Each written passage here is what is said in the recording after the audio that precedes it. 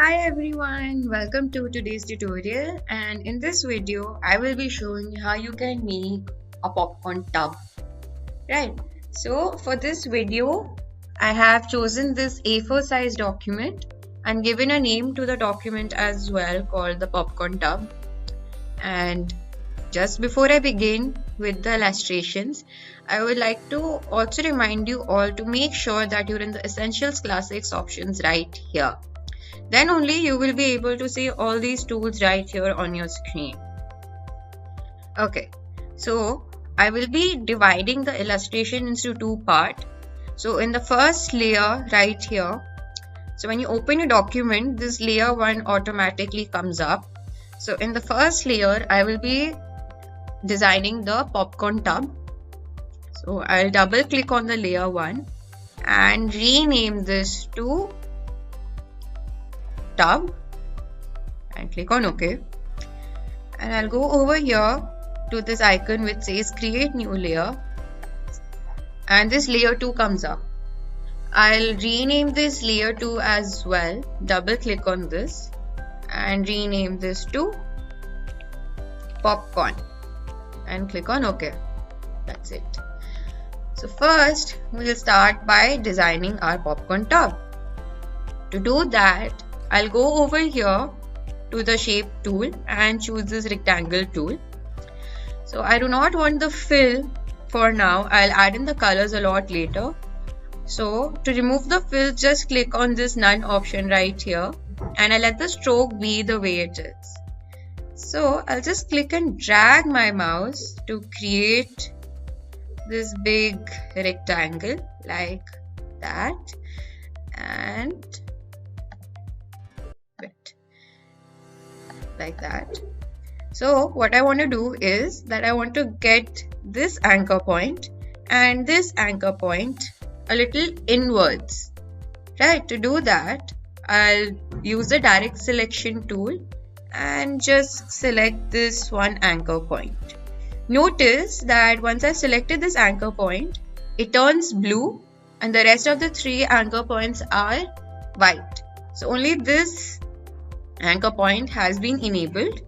So I click on shift and select the right arrow key on my keyboard and bring it inside by once, twice, thrice. Similarly on the other anchor point as well, I click on shift and select, and with the help of the left arrow tool, I'll bring it inwards once, twice, thrice. Okay. That's that. And probably I'll also round these two anchor points as well. So I'll select this one and select the other anchor points by clicking on shift. I notice that these two circles comes up. So this circle will actually help me to round off the edges a little bit. Right? I'll select any of these circles like here and just click and drag my circle underneath inside a little like that. And now the edges have been rounded. And the next thing I want to do is add another rectangle here on the top. To do that, I'll go back to my rectangle tool and just create this rectangle like that. Make sure that it's centrally aligned. To do that, I'll select these two and go over here to this align panel, and over here I'll select this horizontal align center, and this will automatically align it centrally horizontal to each other. So in this matter it's already centrally aligned, so there's not much change that happens. I'll let that be as it is and probably round the edges of this rectangle as well. So as you can see, I'll zoom in. Yeah, all these anchor points, wait, so I'll select this, and as you can see, all these anchor points have been selected and the circles come in all the 4 anchor points. So you can just grab one of the circles and just bring it inside like that to make it rounded. And there you go. Now it looks a lot better, like that. Now let's add some stripes to this as well. To do that, we'll go to this rectangle tool and just make some rectangles like that onto our tub. So now once this first rectangle is made, let's just manipulate this a little bit more and make it a little bit more thinner. Let's make several copies out of this. To do that, I'll select this rectangle, and once it's selected, as you can see, it becomes blue. Click on Alt and drag my rectangle like that to make copies, and probably another one here. Okay. So I just also want to round the edges of these ones as well, these rectangles as well, so that it matches with the outside tub as well. Bring it up like that approximately. Drag, go over here. Similarly with this anchor point, bring it like that. Okay. So now what we are going to do is start filling it with colors. I'll select this bigger box and fill it in with red. Okay. I'll select the rectangles that we had made earlier, these ones, and fill these up with white. Okay. And just fill this one. And I'll make this a little bit more smaller by dragging it, and I'll make this into a really light shade of grey. I'll select all of them again, and I do not require the stroke, which is the outline, anymore. To remove that, we go over here to this stroke panel, click on the drop down menu and click on none, and our stroke is now removed. Now let's create the popcorn. To do that, I'll first lock this layer so that I don't accidentally delete it or make any other changes to this. Select the popcorn layer and I'll zoom this a little. Right. So I'll come back here to this shape tool, click on ellipse. I do require the color. I'll select on this and I'll drag this slider over here to this orange one. And since popcorn is kind of like a creamish off-white color, right? So we can choose the color like approximately this one right here and click on OK. I'll just randomly click on my document, and over here we can just give a certain size to our circle. So let's make it 8 by 8 millimeter circle like that. Looks good. I'll zoom on this a little bit more. I'll zoom on this so that you can see. Right. So now I want to add some highlights to the popcorn, right? So this one circle. In order to do that, I'll go over here to this pen tool, and I'll also change the color of the fill. I wanted it to be like light orange. And let's start making the highlights like that. Doesn't have to be perfect, it's okay. Like that. And that. So once that's done, we can go ahead and edit this, make it bigger, rounder, more thinner, however, something like that. Rotate this a little and probably I'll bring it down here. Okay.